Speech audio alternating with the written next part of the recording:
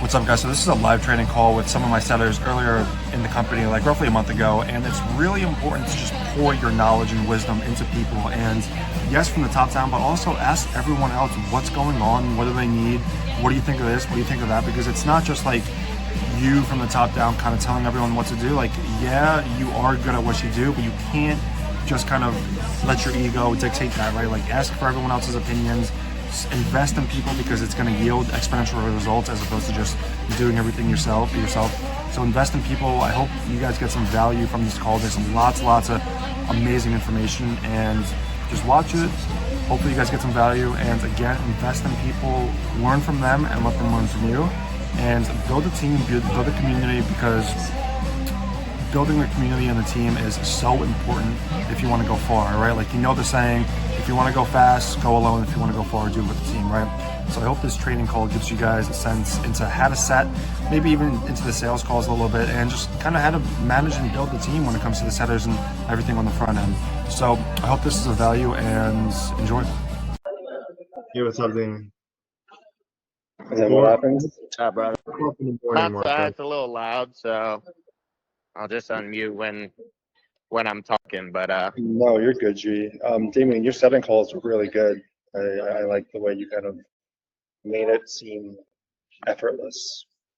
yeah, I appreciate it. It's like Sal didn't get on the call, man. That's honestly a little surprising, especially given he rescheduled. So Yeah, same exact thing with the guy today. I called him 20 minutes before. Yeah, I'll be there. Yeah, I'll be there. And nothing. damn, man. It's I wonder if these guys are watching the videos. I'm pretty sure I mentioned it to Sal for sure. yeah, it's also like finding the right balance between like shoving things down their throat and knowing they're going to do it themselves. Because some people you can just tell by their voice whether or not they're actually going to, if they even just seem interested, like you could just Yeah. tell, and that comes with experience. And you just have to kind of influence them in the right way by asking the right questions, and that's what's actually important, because we're driven by emotions, right? Like, we are emotional creatures and we do reason with logic. So I think we need to tap into a little bit more of the emotion side of things by asking more impact questions if things aren't going well in their company. And if things are going well in their company, then Evan. hold back and be like, so why not just double down on what you're doing right now as seeking professional help? Yes, we are calling them first, but like I spoke about in the video, it's about changing the paradigm to them selling us. And you can Right. do that by leaning back and asking questions like, why not double down on what you're doing? I mean, we can help. It sounds like we can. But why not just continue to do what you're doing? And so, that's one of the ways you can kind of bring out some of our pain points, just by asking impact questions and leaning back and having them sell themselves. Yeah, I hear you. That probably would have helped a lot for a guy like Sal, because they seem pretty successful. I mean, relatively speaking, more so than a lot of these other people I've called. So I think emphasizing that, like, even that heaven perspective, right, in terms of that kind of analogy you have as like the backbone of the call with the hell bridge is heaven. Like, he didn't really have a lot of hell, at least not like some of these other people, right? He had steady jobs coming in, but his heaven was pretty, like, it was a pretty ambitious thing. He was like, I want to do a roof every day of the week. I want to do $500,000 this year. I'm like, those are, why? so he's looking to grow. Why is he there? Right. That's what we need to figure out. If people aren't having enough pain in their company right now, and that's often, like, you're going to hear people doing pretty well on these calls, then kind of like what I just spoke about, lean back by asking impact questions, lean back and ask, like, why not step down on what you're doing? And if it's still nothing, if it's still not pain, if there's no pain there, talk about heaven. Where do you want to go? And then bridge that gap between where they're at and where they want to go, and ask why that hasn't happened. Right. Yeah. And just go straight for the jugular. Just go straight for it. Don't beat around the bush. Don't waste words. Don't waste time. Just get straight to it. Yeah. So this is for, guys, just to kind of recap, this is for people that aren't really having that much pain in their company with lead flow. They're having consistent work and they're kind of comfortable with where they're at, but they want to grow. You need to get into heaven relatively quick and then establish why they haven't gotten there and lean back to and just be like, why not just double down on what you're doing? And you have all these ambitions and goals. For example, I took a sales call last week or 2 weeks ago with a guy who I cold called 3 months ago, and this was the exact thing. He told me the exact same thing in the heaven part from 3 months ago to 2 weeks ago, but it's like, why hasn't anything changed? It comes down to the person, and that's hard to accept. And you never want to just tell them it's them, they're the problem. It's having them discover the truth through asking questions. Exactly why it's called a discovery. It's meant for the prospect to discover the truth about their situation. So I hope that helps when people aren't having pain with lead. Yeah, no, definitely.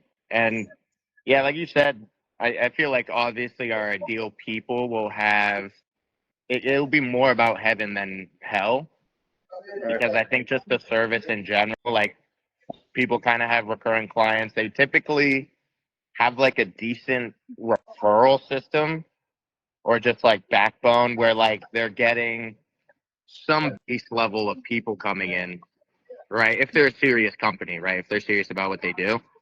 A lot of the people I'm speaking to, you know, South just won. There was another guy I spoke to. Like, it seems like they're like on a couple roofs per week, right? 2 to 3 per week. And like, that's pretty good. Obviously, there's money coming in. As soon as I hear that, just listening to you, it sounds like, all right, well, to emphasize on hell more would be kind of pointless, and it wouldn't be really congruent with the call because they're not in hell. So let's just emphasize the heaven aspect where they want to be. And then the second part, which I think I forgot and really wasn't honing in on, is we are the ones that will take them there. That's the part I Yeah, think I've been missing. yeah, no, absolutely. But going back to what you were saying at the beginning, like a couple jobs a week, like you said, that's good. But each individual person, like you don't know the profit margin, you actually don't know if they have money or not. Like we can't make these assumptions because, for example, I took a sales call on a guy who I didn't close on Friday, and he's like, "We're doing 21, 22 jobs a month," and initially that sounds good, but at the end of the call, his objection was it's too much money, and I'm like, "You're doing 2 mil a year." Of course, it comes back to me not establishing the value and what we're actually doing right. Like there were a couple things I did wrong and things I did right, but it's like 2 mil a year doesn't have $3,000 for for getting more work. Like it just didn't make sense if that makes sense. But I think we should kind of emphasize the heaven part more and kind of find that gap. So I think we should focus a little bit more on that. And again, it's about us and like guiding them to showing that they're capable of making decisions, especially for me on the sales call, but especially on the setting call too. It's just as important that we have to guide them to self-discovery, if that makes sense. So I don't know if assuming things is like the best route to go on setting calls. Like maybe it'll hurt you, maybe it'll do good. I don't know. I've assumed a lot before off of a lot of prospects, and I've been wrong many times, but as you gain experience, you kind of develop that sixth sense about whether or not someone's qualified or not, or actually willing to work.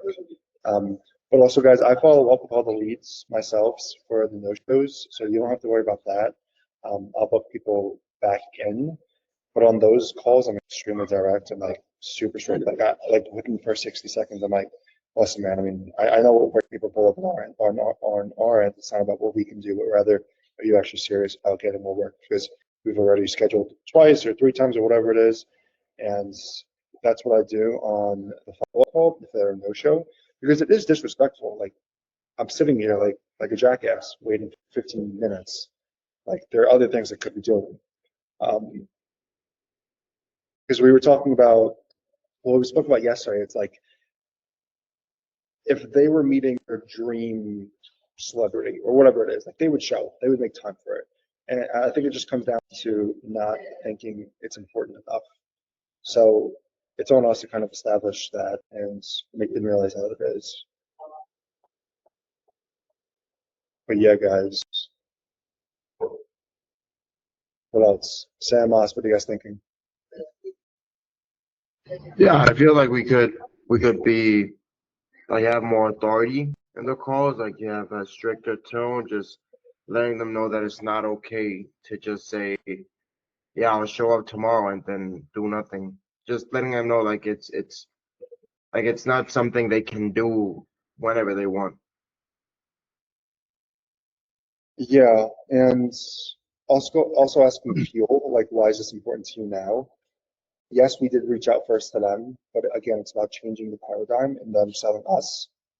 And so I think asking fuel is important too. It's like, why is this important to you now? You know, why not just continue to wait and just continue what you're doing as opposed to, you know, taking on another way of lead flow and securing more jobs for your company that you're losing actively to your competitors. Why is this important to you now? And most times you'll get people that just sell themselves off of that question. But yeah, man, also never kind of like validate like their amount of work. You have to be extremely professional. And on the sales call, when someone's like, "Oh, I'm doing 5 million a year," I'm like, "Oh, wow, that's amazing." I'm like, "Oh, sweet." And I'm like, "Nice." Like, okay. Just keep it as calm and professional as possible. Don't validate them because it's gonna kind of set the expectation that like they're up here and like they're kind of validating them looking up, if that makes sense. So you always want to kind of establish the relationship authority from the beginning. And that's by not letting them take the flow of the conversation. On the sales call, there's an entire structure that I follow. Question by question, and I dig deep, and people are like, "Oh, what are you going to do for me?" I'm like, "You're not even. I'm not. I'm just going to listen to the recording from who is it that you said, Raymond, Damien? I spent 15 minutes with him. I should have hung up after those 2 minutes because this guy was just wasn't willing to answer any of my questions. And it was funny. Like I enjoyed it. But I should have hung up. I was wasted 20 minutes. Yeah, Yeah. I think something for me is that I leave a lot of it opened.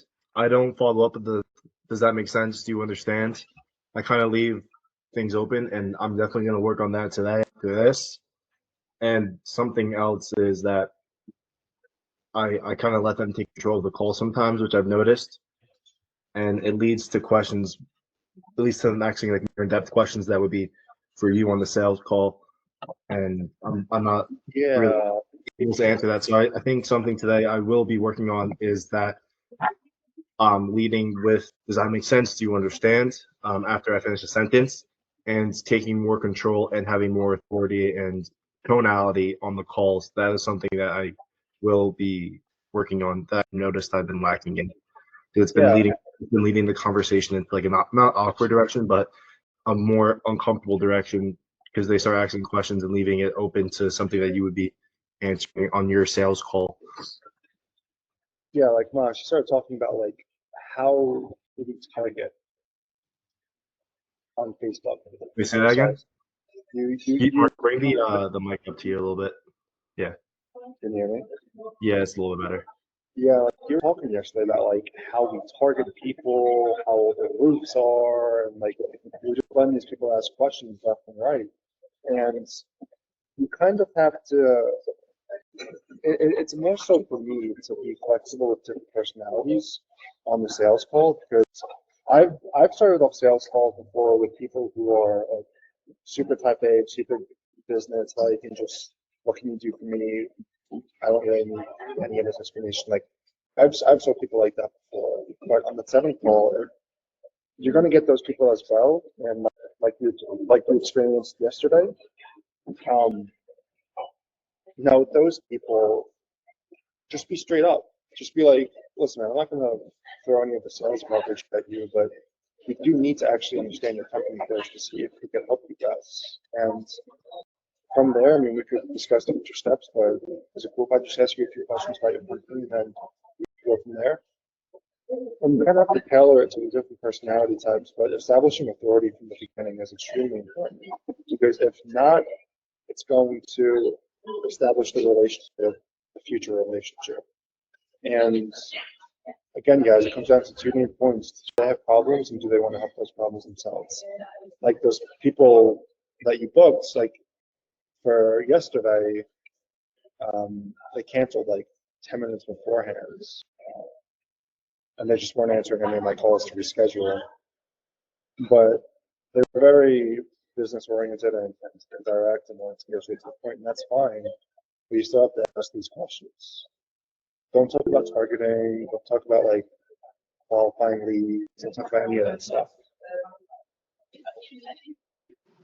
Yeah, a lot of times, and this is just my experience, Massimo, of like taking the frame back.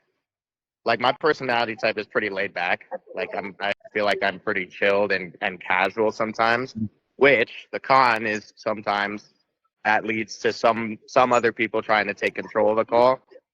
Typically that when they ask a question, I give a prompt and sort of vague response. Like I'm like, yeah, we, do lead generation by leveraging social media. I mean, is that something you guys are doing right now? Or you use social media to acquire your boom, I'm in the script again, right? Boom, Yeah. shift it back.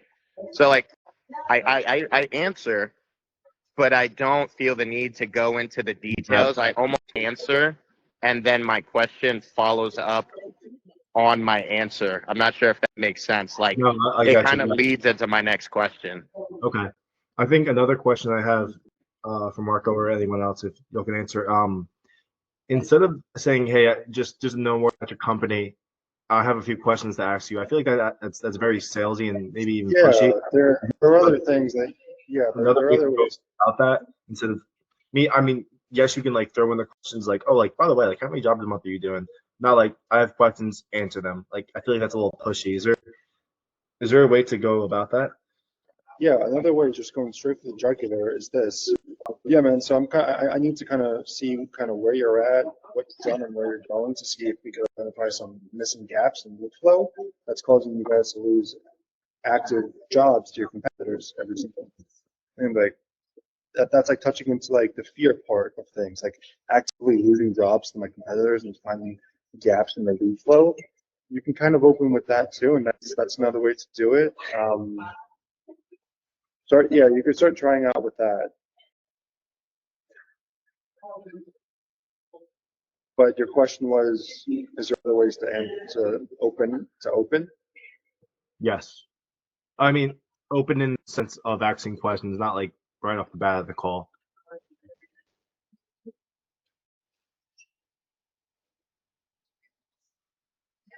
I remember I listened to one of your recordings with the gentleman who said, I don't know if you remember him, but he went to jail for punching a cop or did something to a cop, and Yeah, like yeah. you were very like you sneaked in the questions almost. I remember listening to that recording. I was like, oh, I mean, that's pretty slick of you to like not be like, okay, I have questions, answer it. Like you kind of threw it in here or there, and then you memorized everything, and you're like, you know what, dude, if you want to follow up with me, it definitely sounds like we can help. So I listened to that recording, and that was a good way of putting in the questions without saying, hey, I have some questions. I remember listening to you. So, Yeah, and anytime you can do that because influence 101, you never directly tell somebody what to do because it's just not attractive in the slightest. It's okay. just not attractive in the slightest. And so if they start to mention if they start asking questions, then just flip the question on them, just like Damien said, like answer it vaguely because you want to open their curiosity loop, but not close it, or else they're going to Yeah. not show on the call. And that's really important because the way our brains work, they're designed to protect us. And by protecting us, it's closing loops. It needs answers to questions. Exactly why you continue watching series after series because it's just cliffhanger after cliffhanger. It's the exact same thing. You have to keep the open loop. You have to keep the loop open. And so what that means is hopefully it's going to transition them into the call with me to actually figure out what's going on. And just mention it's zero stress, mention it's low pressure because it is. I mean, I'm not like trying to force anything down their throat. I mean, the first half is me seeing if they need help. But if they ask a question, just ask them, yeah, so I mean, what kind of marketing strategy do you have going on right now? Most Okay. people, This guy's just like, yeah, most people don't have marketing strategies. Most people lack the knowledge to actually get more work, and that's facts. That's facts. what could we say to people that also say, because I know a lot of people up front, they're like, how much does it cost? And is there upfront cost? What do we say to people who are very, um, They I just would, act yeah. So I would say, I mean, like I'm, Jackie. I just say there are upfront costs, and if somebody shows on the call knowing that they're quality over quantity, and they're a much better potential prospect of ours. And so if someone says, "Are there upfront costs?" I mean, right off the bat, we don't want to deal with cheap people. But if you just tell them that there are upfront costs, it's not going to hurt. Just don't tell them the price. Specific. Okay. But be like, yeah, there are upfront costs, and it really just depends. But I kind of need to find some of the missing gaps in your lead flow that's causing me Yeah. to lose active jobs to your competitors every single month. So is it cool? That's causing me to lose active jobs to your competitors every single month. So what are you guys kind of doing right now for work? How are you getting your leads? Just like that. And with practice, you just want to make it seem as effortless as possible because it's always an indirect way of influence. You never directly tell someone to do something because, again, like I said, it's just magical. And we're dealing with older men here that have massive egos, and they don't want their ways of thinking to be changed. Yeah. When you're dealing with someone who's been conditioned for 15 years and doesn't like the way, doesn't want change, I mean, you telling them one thing over the phone as being a complete stranger, it's not going to change their way of living. Like, think about that. You have to ask questions to guide them in the right direction. And it's our job to do that. And guys, it's coming from a place of actually caring about these people. It's not coming from like, let me just influence you, let me make money, and let me just, not give a shit about you. It's like, you see if we could actually help these people. And that's why I'm doing pretty well in sales call. Like I've taken 3 sales calls from last Friday who actually showed like we had like 10 schedules, whatever. And I closed 2 of them. Like it's not a matter of whether I can close or not, because I know I can close. Because I come from a place of actually caring and seeing if we can help them first and then the results and everything on top of it. And I'm just a genuine dude. Like I'm just a normal dude from New York. Like I'm just a dude. But yeah, guys, it's about just guiding them in the right direction by asking questions. That's pretty much it. But what do you guys need anything from me? I'm good, yeah, not really. Just start calling. And maybe just one last question I might have.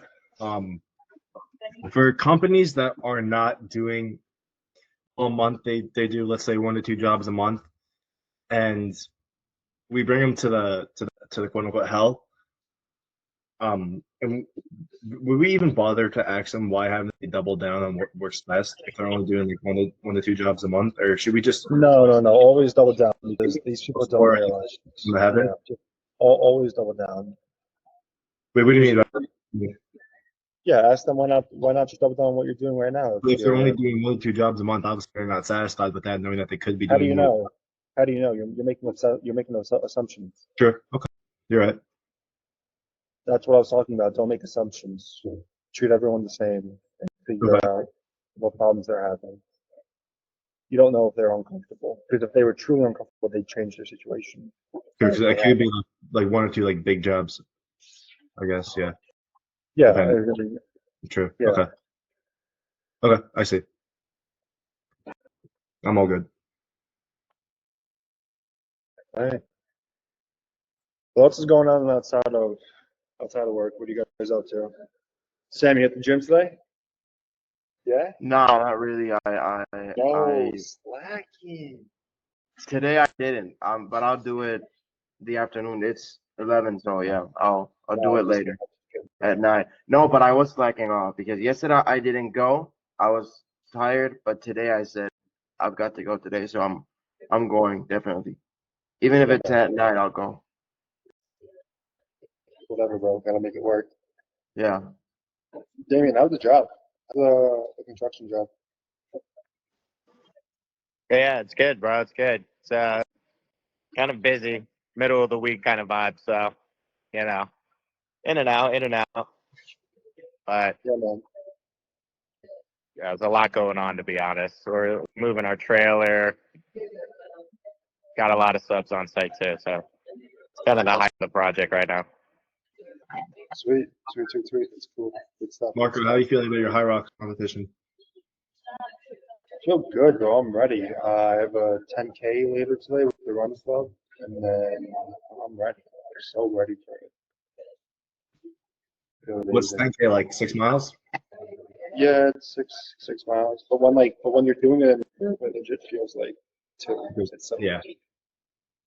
What pace you trying to hit? You just kind of go with the flow. I don't know. I don't know. I'm just gonna go with the flow. They do it in like kilometers over here, and now they like do that. We do miles.